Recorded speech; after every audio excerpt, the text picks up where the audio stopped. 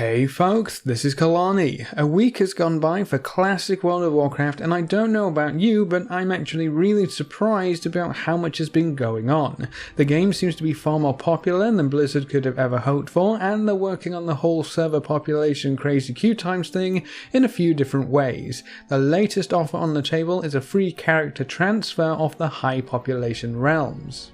We'll talk about that in a little bit, because there's also the fact that all of the raids in the initial release of Classic have been cleared already, before the first reset. That's pretty crazy considering Vanilla was always touted as the difficult version of World of Warcraft. There also might be some secret hidden goodies for obtaining level 60 in Classic World of Warcraft, and I want to touch on the topic of layering a little bit as well. Let's jump right in and talk about those server transfers. I think pretty much everyone who has booted up Classic WoW this week will have run into a queue at least once in their playtime. Every full server has crazy long queues, and most of the servers are full or high population at this point. It's kind of funny that when the first few extra servers were brought up to try and deal with the massive influx of players, so many people heeded the warnings of massive queue times that they created massive queue times on the new servers as well. There just weren't enough servers to spread the population around, so we're in a bit of a pickle where we have too many players and not enough servers to go around, or at least not enough servers that people want to play on. Booting up a brand new server is all fine and dandy, but when you do it a few days after Classic releases, you're asking people to start all over again in a game that already takes a very long time to get anywhere, at least if you're playing it semi-casually. Starting again isn't ever really that enticing, but when you want to play with your friends or guildies, you'd have to get everyone to start again. Remember, there's no cross-server play whatsoever, so if you're not on the same server, you won't be able to play together, period. That leaves us with some pretty overpopulated servers like Fairlina, Whitemane, Herod, Fairbanks, Pagel, the list goes on. Asking those players to start again is always going to be a hard sell, so Blizzard's next weapon in their arsenal for tackling this problem is a server transfer. They mentioned it a while ago on the Reddit Classic AMA that server transfers are definitely on the table as a solution later on down the road, either to move people away from an overpopulated server, or potentially to allow players on a lower population server to hop across to one of the healthy ones.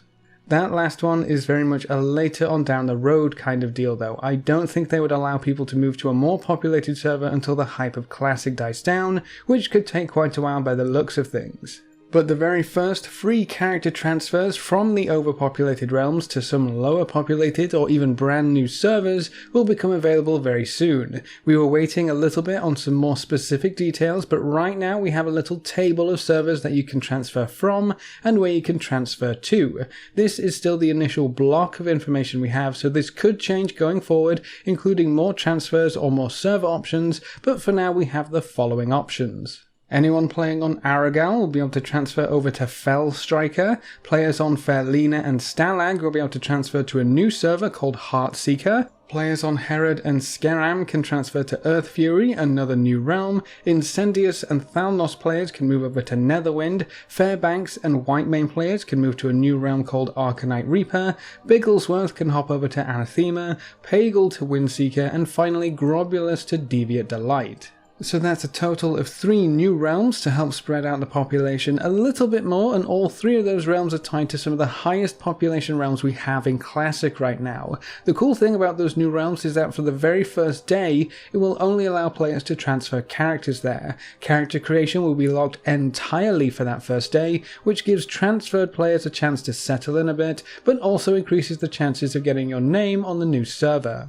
If no one can create new characters, you'll only be competing with players on any other linked server who shares your name and is transferring. That gives you pretty good odds of keeping the name you want to play with. I wonder how many people will take them up on this offer. It's very difficult getting everyone to re-roll once they start leveling up, but if everyone can keep their current character, their current progress, all their gold and armor and professions, all that jazz, if they can keep everything but move to a different server to avoid the long queue times, I could see a lot of players doing that. My guild is currently avoiding Classic a little bit because of the queue times, and playing with family is getting harder because lining up the queue is always going to be a huge pain when people are working different hours.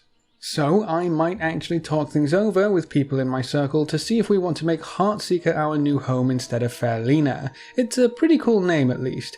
If you've been playing on one of the high-pop servers and just can't take the queue any longer, stay tuned for more info on when these transfers will become active so you can take advantage of them to move to a shiny new server, which hopefully won't end up the same way with a 4-hour queue. I am a little concerned about moving to a lower population realm though. I still didn't expect this many players to be interested in Classic and so invested in it once they started to play. Heck, I didn't think me or my wife would be as invested as we are, and we're having a blast so far, and honestly the only thing I would change is being able to log into both Classic and BFA at the same time, but that's mainly because our guild needs us for raid, and logging over for that means we have to punt ourselves to the back of a 4-hour queue. That's definitely not ideal, and it's the main reason why we might consider the free move off to a different server. But I can't help but worry that the world won't feel quite as alive without so many players running around. I love that this world and this server is full of people. It's such a breath of fresh air when compared to BFA. When you only have a handful of people in your shard, it tends to make the world feel pretty dead. But with how layering has worked out, you can run into so many different people, and perhaps the coolest thing is you will see the same chaps on different stages of your journey. That just doesn't happen in BFA, so a high pop realm has its pros and cons for sure, but I would hate for this world to become as empty as what BFA feels like. That's the dev team's main goal right now, to make sure the servers that are available stay healthy and populated as the hype dies down from Classic's release. No one wants to end up on a ghost town of a server. With the promise of server transfers in the near future, would you considering moving to a new realm to skip over the queues?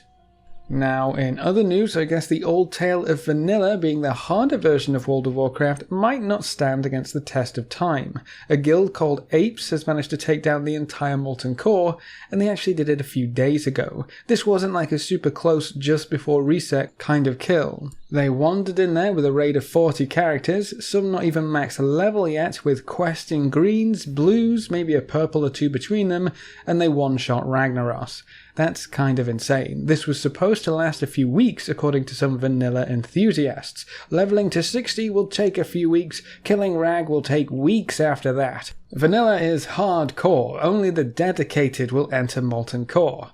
Something along those lines, but Rag is dead in the first reset of Classic launching. I'm super interested to see how the raids will go from here when people have much more time to prepare for a new phase. They'll have way more gear and more character choice. I think the vast majority of players in that raid were mages, which should come as no surprise, but later on they can min-max the classes as well as everything else. I really don't see any of the new raids in phase 3, 4 or 5 lasting all too long. One reset will probably be enough for the most dedicated guilds, which kind of begs the question, was vanilla actually hard, or were we all just bad at the game? I think it's leaning more towards the latter right now, and just in case you were wondering, going to say something about Onyxia, she's dead too. They didn't even have a full group for that one, but to be fair, she did give them more of a fight when compared to Ragnaros. Most of the raid was dead when she died. So both raids that were available with this first phase of Classic have been cleared already.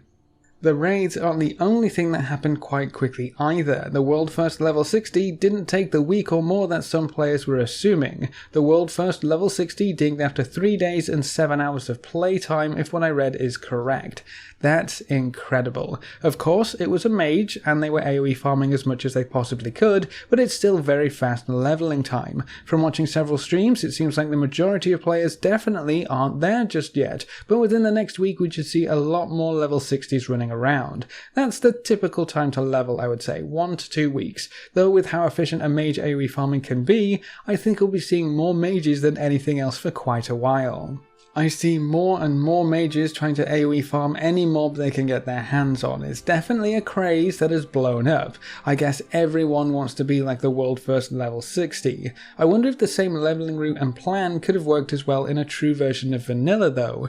I don't think so, for 2 key reasons. The first is that we're playing on 1.12. This isn't really the first patch of vanilla, and there's been quite a few balancing passes done on abilities, talents and various other bits and bobs. But the second and most important factor is layering. Layering was enabled for Classic to try and handle the massive influx of players at launch. The dev team knows that the most people will play at launch, but not everybody will make it to max level, so the population is just going to go down from here. Having too many servers will spread the population too thinly and will end up with ghost towns. We've talked about all this before, but layering was their main tool for tackling the problem. Layering works kind of like sharding, but in a much less intrusive way. Layering creates a new version of the entire server instead of individual zones. This is why you can still see the same people as you level up. You're all in the same layer together and you don't move around layers passively like you do with shards. It's kind of like creating several mini servers which are still tied to your main server.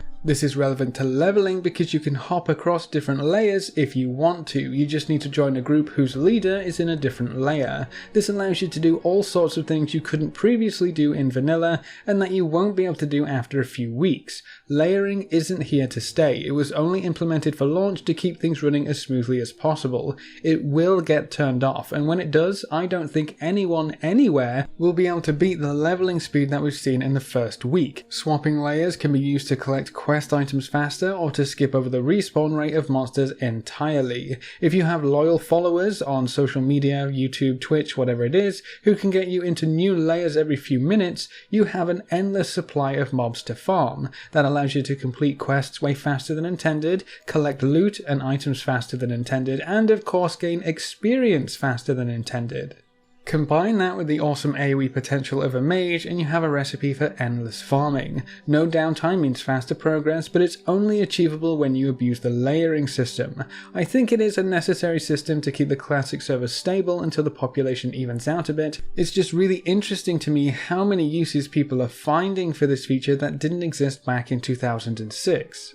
Now, getting to level 60 is going to open up the endgame of Classic for you, which includes more dungeons and raids. There's also a large focus on PvP, but I think we have to wait for the next few phases until that really gets going. But there's something waiting for you at level 60 that you might not have known about. There was a post on the Brazilian World of Warcraft Facebook page that said you can receive the World of Warcraft Battle for Azeroth expansion and a free level 110 boost upon reaching level 60.